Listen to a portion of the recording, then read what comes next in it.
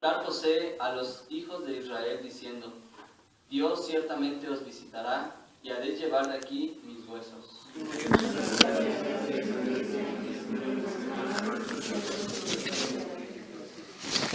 A continuación escucharemos el mensaje a través de mis labios.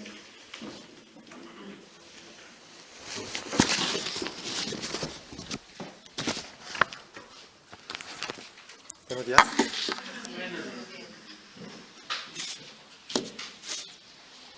Este mensaje se titula Esperanza más allá de la muerte. Mi palabra se encuentra en la última parte de Génesis, desde el capítulo 49, versículo 28. El versículo clave es 24 y 50. Y José dijo a sus hermanos: Yo voy a morir, mas Dios ciertamente os visitará y os hará subir de esta tierra a la tierra que juró a Abraham, a Isaac y a Jacob. Vamos a orar. Señor, gracias por este tiempo. Este precioso tiempo nos bendiga, por favor, con abundantemente bendición de su palabra. Nos dé imaginación, entendimiento, deseo, mucho más allá de esta preparación, de ese contenido del mensaje. Que bendiga a cada uno con su palabra, en su pensamiento, quitando todo mi falta, mi pecado. Pido en nombre de Jesucristo. Amén.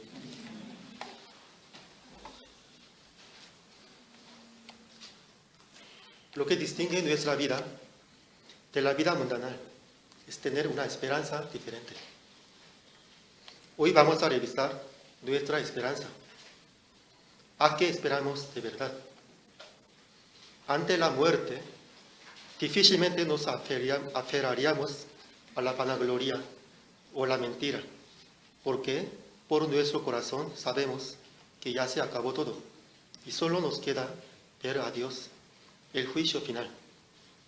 Por eso, siempre es provechoso pensar en nuestra propia muerte para no ser engañados del mundo. Porque por medio de permitirnos este mal, Dios nos purifica y renueva. Parte 1. La muerte de Jacob. Estamos concluyendo el libro de Génesis. Vamos a reflexionar un aspecto.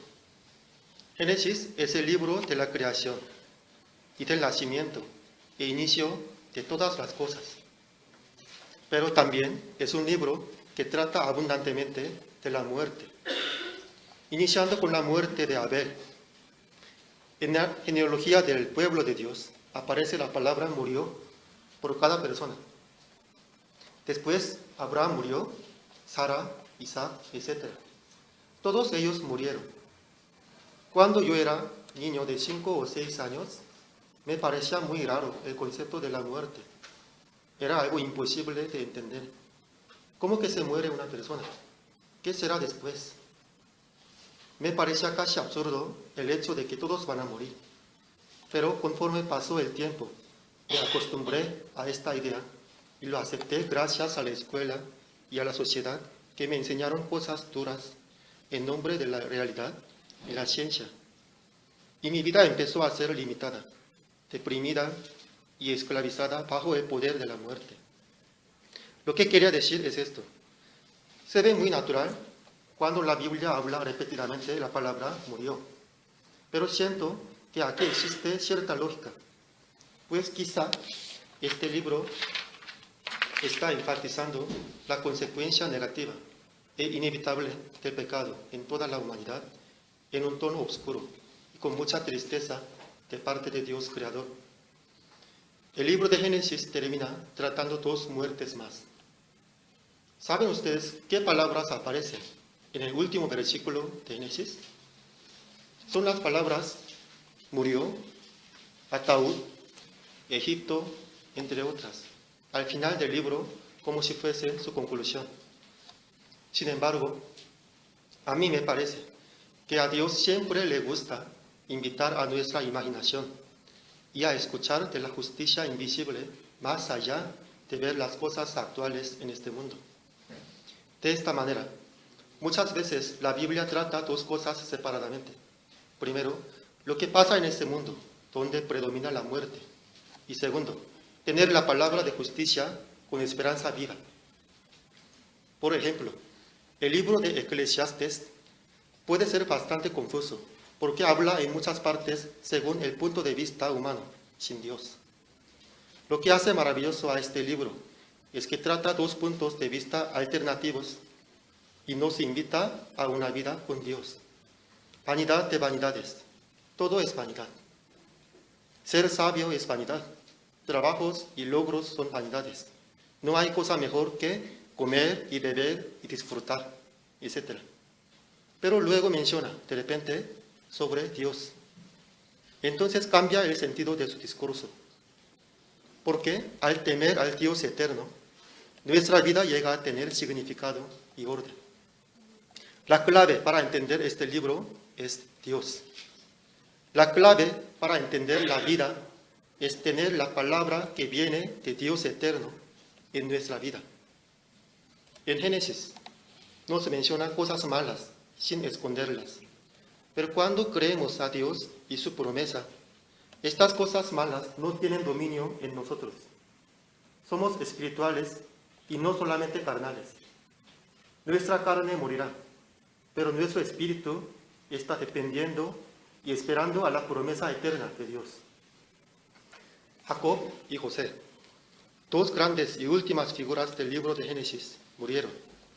Pero pensemos hoy de su victoria por la fe, una herencia que dejaron al terminar su carrera, un testimonio fiel y verdadero, una última y misma petición de los dos testigos. Siendo viejitos sin vigor, al morirse, ellos hicieron con tanta fuerza una misma cosa. No era acerca de arreglar el testamento de la repartición de sus bienes, como si fuera esto prácticamente lo importante y lo que puede heredar, ni un grito de miedo de morirse por no saber qué les va a pasar, sino era algo que continúa todavía, como si no hubiese fin alguno, aunque muriese. Un símbolo de la fe, una señal de que tiene significado dar un testimonio a los que quedan todavía en el mundo, para que ellos no olviden de la promesa de Dios. Desde Abraham, creyendo la palabra de Dios, ellos tenían la misma esperanza viva en Dios al morirse. Como nuestro Señor, cuando venía a este mundo, nos enseñó en una ocasión que son vivos todos ellos y no son muertos, porque Dios de ellos es vivo y es vida. El que cree en Él es vivo, aunque existen en el mundo cosas como ataúd y Egipto, etc. Somos pueblo vivo y eterno con Dios en la tierra prometida. Amén. Ahora vamos a ver capítulo 49, versículos 28 a 33. Jacob se esforzó antes de partir para bendecir a sus hijos. Cada uno de ellos recibió bendición de Dios. Esto es, para servir la misión. Recibieron bendición para hacer bendición a otros. Esto no era una herencia corruptible, que es, en muchas ocasiones, causa de codicia y disensión, que buscan tanto los hermanos en este mundo hasta pelearse. Si esto fuese, ¿no sería mejor estar dispuestos a no recibir nada de estas? Más bien, lo que les heredó Jacob era la buenísima voluntad de Dios, conforme a la obra de cada uno. Ante Dios justo, no hay que dudar o inquietarse. Jacob, siendo espiritual y siervo de Dios, bendijo a cada uno exactamente conforme a lo que venía de Dios. No había favoritismo ni injusticia, pues esta era la voluntad de Dios. Cada uno recibió fruto y misión ante Dios como su propia bendición. Allí, el que se conforma al corazón de Dios ganará lo mejor. El que sabe humillarse y quiere servir a otros, el que obedece a la justicia de Dios, ganará mayor bendición. Oro que cada uno de nosotros esperemos y recibamos la mejor bendición de Dios por medio del arrepentimiento del pecado y seamos bendición para todo el mundo. Amén. Luego de terminar esto, dijo Jacob: yo voy a ser reunido con mi pueblo, sepultadme con mis padres en la cueva que está en el campo de Efrón el Eteo, en la cueva que está en el campo de Macpela. Esta palabra era un mandamiento. Hemos visto anteriormente que Jacob hacía a su hijo José jurar en este mismo asunto, haciéndole tocar a su muslo. Este tipo de juramento aparece también cuando Abraham mandaba a su siervo en busca de la pareja para su hijo Isaac. ¿Qué hay en común en los dos casos? ¿Por qué era necesario juramento en estos casos específicos? Eran decisiones voluntarias y creativas de los que entendían y se conformaban a la voluntad de Dios. Ellos entendían muy bien la importancia de estas áreas para la historia de Dios. Ellos eran buenos siervos y colaboradores de Dios. Además, eran cosas que tenían elementos contrarios a los valores y tendencias de este mundo. Por eso era necesario un esfuerzo extra y una decisión muy firme, como un juramento, para poder llevar a cabo el asunto. En todo el libro de Génesis, hemos visto que seguir la guía de Dios mismo tenía este carácter. Si somos llamados por Dios, hay que pensar que somos separados del mundo, reconociendo profundamente que los valores y enseñanzas de este mundo son humanocéntricos y corruptos. Si nos dejamos de asir muy fuertemente a la promesa, la perderemos luego, porque el mundo nos lleva. No vivamos humanamente, sino vivamos en esperanza eterna y justa y de la salvación que viene de Dios. Capítulo 50, versículo 1 a 14. Habla en detalle dónde y cómo fue realizado el procedimiento funerario de Israel. José fue quien actuó en este asunto, cumpliendo la palabra de su padre con todo corazón y con mucha decisión. A pesar de su dificultad, no escaseaba en nada en cuanto a la realización de este procedimiento. Primero era necesario cierto procedimiento para poder guardar el cuerpo de corrupción antes de que llegara al lugar de enterramiento. Allí José utilizó la ciencia y tradición de embalsamiento de los egipcios. Después José obtuvo el permiso de Faraón con cuidado para ir allá y resultó bien. Veamos los versículos 7 a 9. Por favor, vamos a leer versículos 7 a 9 a las 3. 1, 2, 3.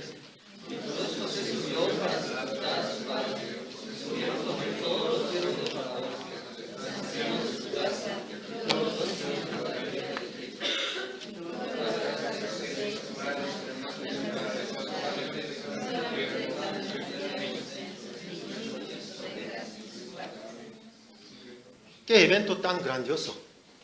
Podemos imaginar cuán grande era el poder y la fama que tenía José. Y muchos lo acompañarían, quizás, para no ser mal visto por Safnat Paneah, el gobernador y padre de todos los egipcios. Pero hay que fijarnos de que a pesar de que esto no fuese un buen motivo, José lo permitía. Yo no creo que José buscase alguna pompa vanamente. Hemos visto que él era siempre un mayordomo fiel, un trabajador. No era vanaglorioso. Más bien, pienso que José utilizó su poder y fama para dar una enseñanza necesaria a todos. Algo que nunca deben olvidar. Una enseñanza que no va a poder repetirse fácilmente en tiempos posteriores.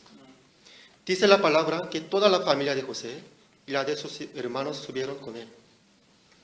Ya había 17 años desde que se establecieron en Egipto. Entonces, muchos habrían olvidado de dónde venían. Y los jóvenes no recordarían la tierra prometida por Dios. Los hijos de José jamás habían podido tener ocasión de conocer la tierra de donde venía su padre. Obviamente, Jacob no mandó esto solo para sí mismo, pues él ya se iba al otro mundo, sino para sus hijos. Ellos, viendo la tierra comprada por la fe de Abraham, quien está enterrado allí mismo junto con Sara, Isaac, Rebeca y Lea, preguntarían acerca de la promesa de Dios y del contenido de la fe y el razonamiento de la vida extranjera que vivieron ellos. Los egipcios más importantes y probablemente muy orgullosos de su propia cultura participaron en este funeral. Ellos verían algo nuevo, la fe santa y completa, y reconocerían a los israelitas como herederos de esta fe en Dios de Abraham, Isaac y Jacob. De esta manera, los egipcios no obligarían a los israelitas a tener los dioses de Egipto, viendo la identidad y la fe muy clara de ellos. No solamente ellos, sino la Biblia dice que los cananeos también vieron el proceso y dieron testimonio del evento extraordinario. Dios utilizó a José para dar testimonio a todo el mundo, para algunos más directamente y para otros solo para ver algo diferente o meditar brevemente. Igualmente pasa con toda la palabra de Dios cuando nos llegue. El que tiene oído recibe toda la riqueza y abundancia de vida con promesa por medio de meditar en ella. Mientras que para los que no atienden, ni preguntan, ni piensan en profundidad, esto les llega a ser solo un evento pomposo. Desde Abraham, Dios mostró más concretamente su fuerte voluntad de formar su pueblo separado del mundo. Viviendo nosotros en Egipto, no debemos querer ser como los egipcios en nuestro espíritu, ni en nuestra esperanza. Debemos ser separados del mundo, no olvidando promesa de Dios con nosotros. Si uno no tiene todavía su relación con Dios, por favor, escudriñe y medite bien la palabra de Dios para que no vea solo la apariencia de todo lo que hacemos aquí, y la Biblia solo como un libro famoso. Dios invita a tu espíritu y a tu corazón, no a una actividad humana, ni para que escuches historias hermosas de algunas figuras antiguas, no a las relaciones humanas que compiten y envidian y adulan políticamente para ganar popularidad, etc. Sino te invita a una relación concreta y personal con Dios, que nos hace poder superar cualquier adversidad por medio de nuestra dependencia en Él. La relación que hizo Dios con Abraham, Isaac y Jacob. No olvidemos el significado de la última petición que encargó Jacob y cómo José la obedeció, a pesar de ser él mismo el hombre más próspero en todo Egipto. Dios de Abraham es Dios nuestro. Amén. Segunda parte. La muerte de José. Capítulo 50, versículos 15 a 26. Veamos primeramente los versículos 15 a 21. Por favor, leamos los versículos 15 a 17. A las 3, por favor. 1, 2, 3.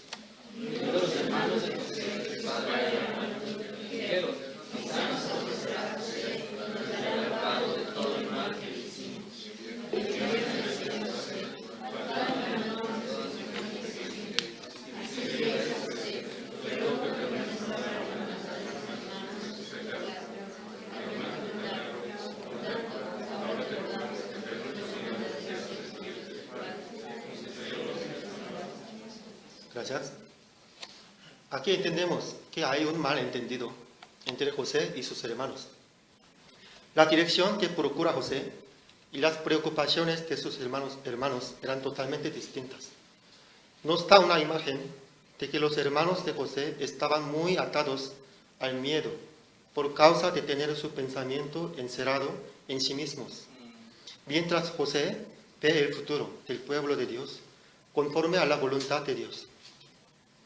Por aprender siempre de Dios, José estaba lleno de visión y amor, dispuesto a servir hasta el último momento, mientras que sus hermanos no entendían el amor y el perdón que viene de Dios, teniendo su visión muy corta solo para vivir en este mundo. Cuán importante es aprender de Dios y vivir con Dios momento por momento. ¿Cómo podemos crecer? ¿Cómo podemos ser siervos independientes que entienden a Dios y pueden servirle voluntariamente? No miremos a las personas. Dios es quien guía y crece a los suyos. Entonces, ¿por qué no escuchar de Él directamente?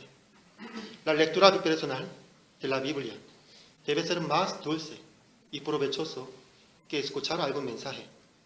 Y el estudio bíblico siempre debe ser estimulante para cada uno de los participantes para poder meditar de la palabra misma. José miró y escuchó de Dios, mientras que sus hermanos miraban a Jacob y se peleaban por aprender de lo imperfecto, de las debilidades de Jacob.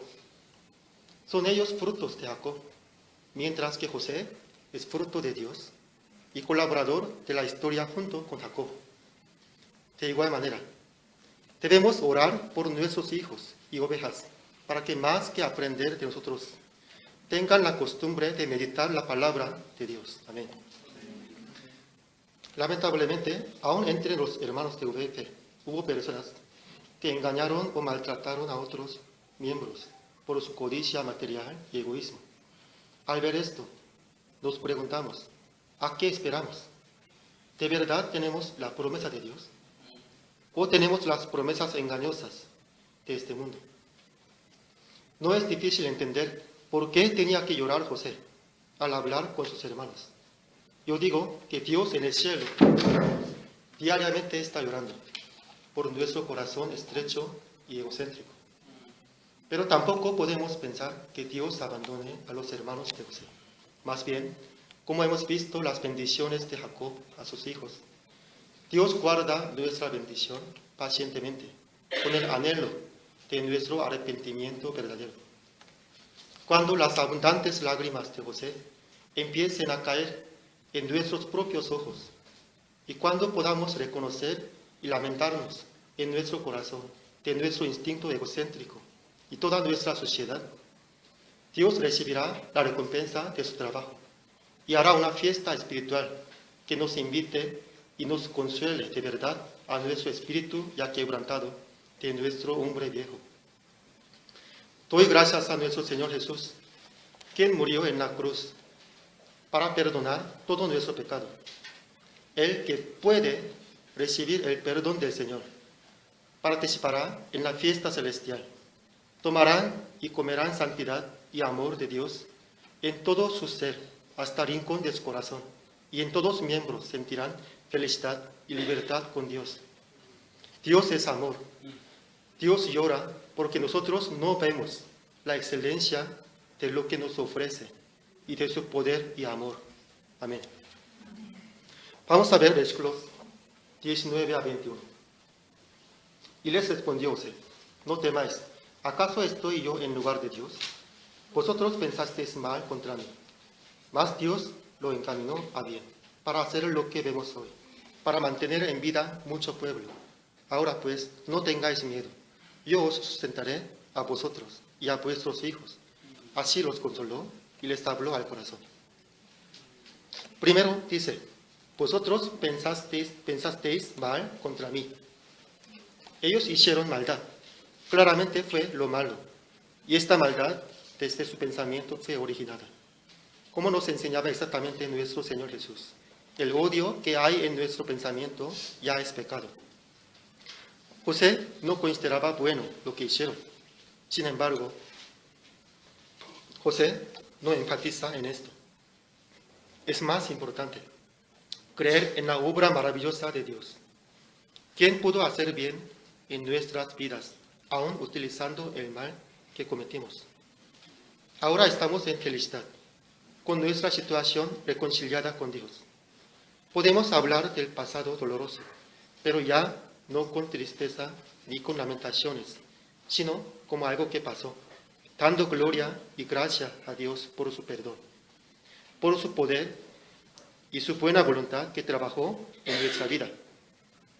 Dios trabajó para salvación nuestra y de nuestros hijos y del mundo, para muchas vidas y no para venganza, odio, tristeza, miedo, duda y desconfianza, que son obras de Satanás.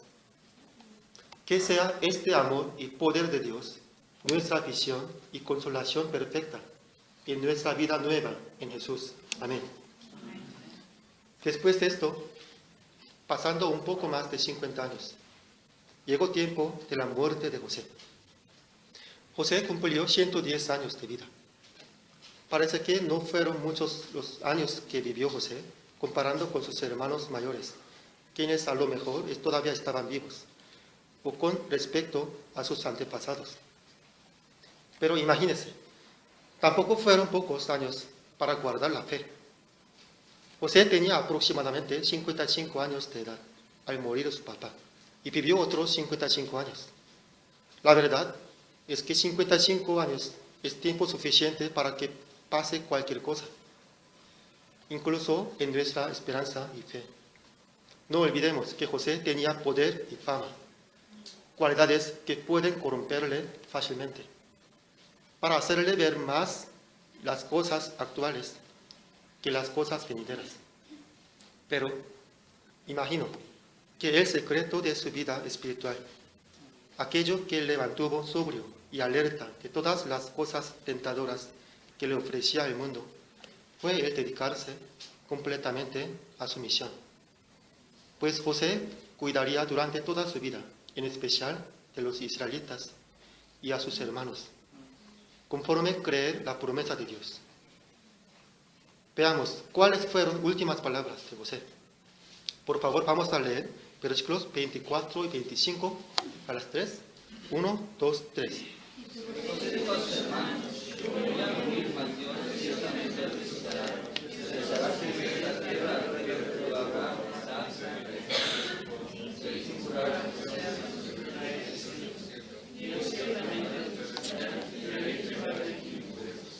Gracias. ¿En dónde estuvo la esperanza de José durante toda su vida? Durante los tiempos difíciles y durante los tiempos gloriosos, su fe se mantuvo firme, porque él miraba a Dios y no a los humanos, ni a la situación variable. Seamos fieles siervos de Dios como José.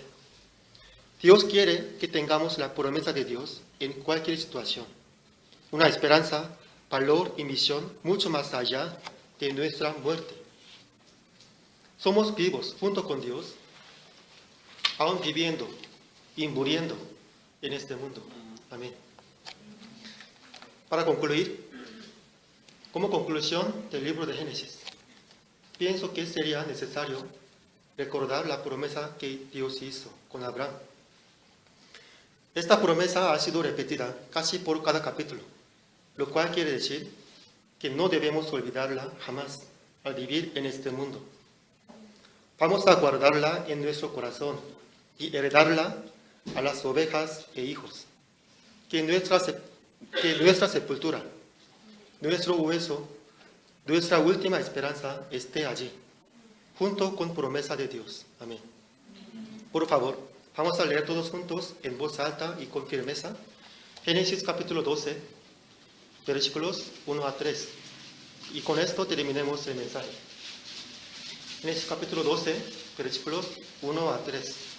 A las 3. 1, 2, 3. Pero Jehová había dicho a Abraham: vete de tu tierra y de tu parentela y de la casa de tu padre a la tierra que te mostraré, y haré de ti una nación grande, y te bendeciré y engrandeceré tu nombre, y serás bendición. Bendeciré a los que te bendijeren, y a los que te maldijeren maldeciré, y serán benditas en ti todas las familias de la tierra. Amén. Vamos a orar. Señor, gracias por su llamamiento y por misión, por su promesa, por el libro de Génesis. A pesar de que tenemos muerte en ese mundo, tenemos su palabra, que esta iglesia sea viva con Dios eternamente, viviendo en ese mundo. Nos dé continuación de historia con el libro de Éxodo. Siempre nos llene con su bendición de su palabra y seamos influyentes a todo el mundo. Te pido en nombre de Jesucristo. Amén.